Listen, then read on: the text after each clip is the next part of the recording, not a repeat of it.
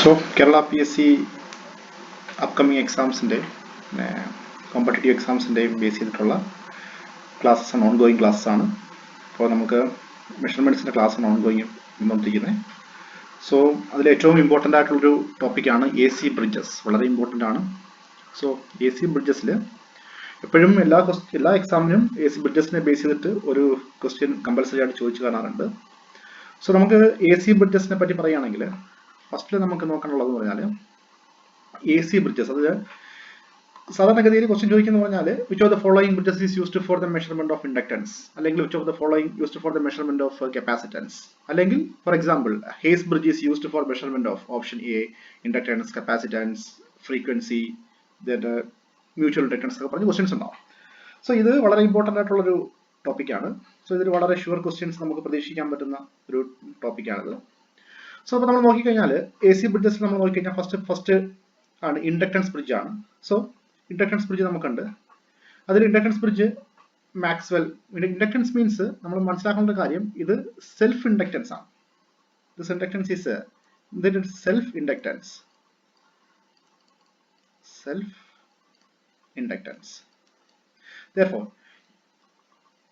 for measuring the self inductance we have Maxwell's induction bridge and Maxwell's LC bridge and then Hayes bridge and Anderson's bridge and Owen's bridge and so these 5 bridges are used for the measurement of inductance. So how to remember this one? Not only inductance, if we go down you can see we have capacitance bridges also, De Santis bridge and the Schering bridge, and we have a frequency bridge, it is called the Wayne's bridge, and mutual inductance bridge, Campbell and Heaviside bridge, Cary-Foster and Heidwiller bridge. So how we can remember? നമുക്കിത് എങ്ങനെ നമുക്കിത് remember ചെയ്യാൻ പറ്റും നോക്കാം. First case നമുക്ക് ഇൻഡക്ടൻസിന്റെ bridge നമുക്ക് മാറ്റി വയ്ക്കാം. ഫസ്റ്റ് നമുക്ക് ഫ്രീക്വൻസി ബ്രിഡ്ജിലേക്ക് വന്നു കഴിഞ്ഞാൽ frequency bridge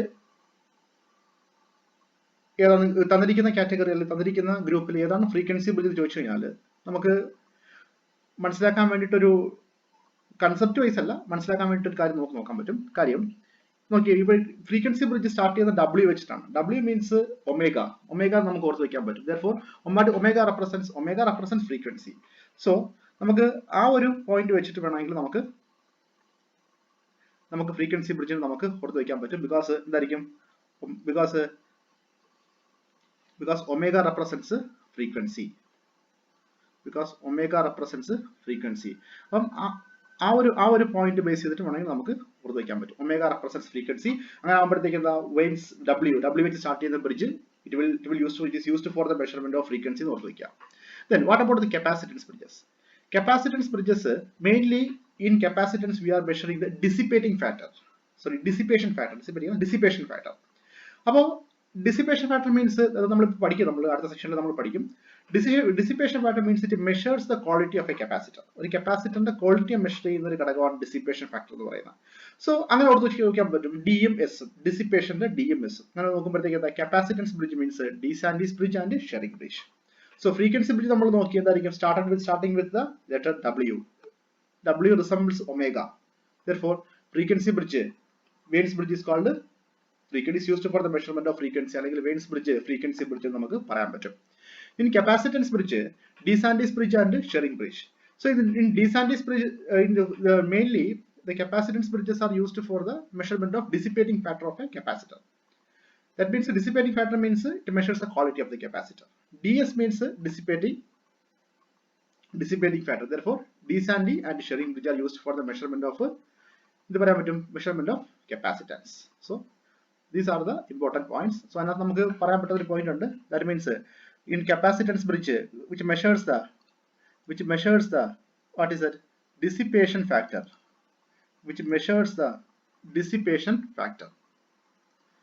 capacitance and dissipation factor measure ചെയ്യുന്ന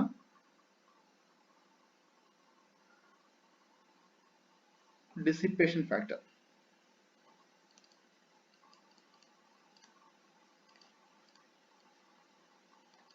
ഡിസിപ്പേഷൻ ഫാക്ടർ എന്നുള്ള കാര്യം നമ്മൾ പഠിക്കും. അത് എന്തായിരിക്കും, ടാൻ ഡെൽറ്റ ആണ്, അത് നമ്മൾ പഠിക്കും. വളരെ ഇമ്പോർട്ടൻ്റ് ആണ് ആ ടോപ്പിക്ക്. നമുക്ക് നെക്സ്റ്റ് സെക്ഷനിൽ നമുക്ക് നോക്കാം.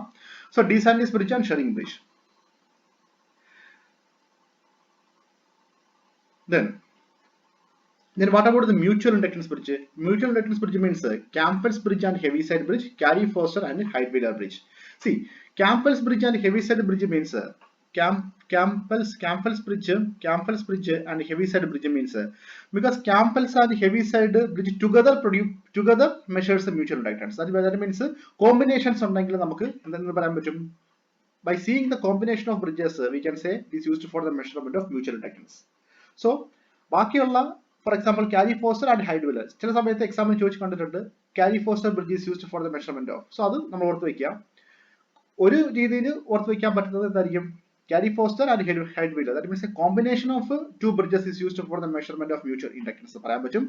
അല്ലെങ്കിൽ Cary-Forster bridge is used for the measurement of, അല്ലെങ്കിൽ Campbell's bridge is used for the measurement of എന്ന് ചോദിക്കുകയാണെങ്കിൽ that is another topic. So അതും നിങ്ങൾ ഓർത്ത് വയ്ക്കുക.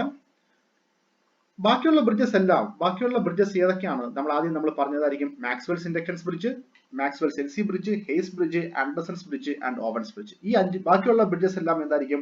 It is used for the measurement of inductance. That means self inductance. So വളരെ important ആയിട്ടുള്ള topic ആണ് AC bridges. Okay, thank U.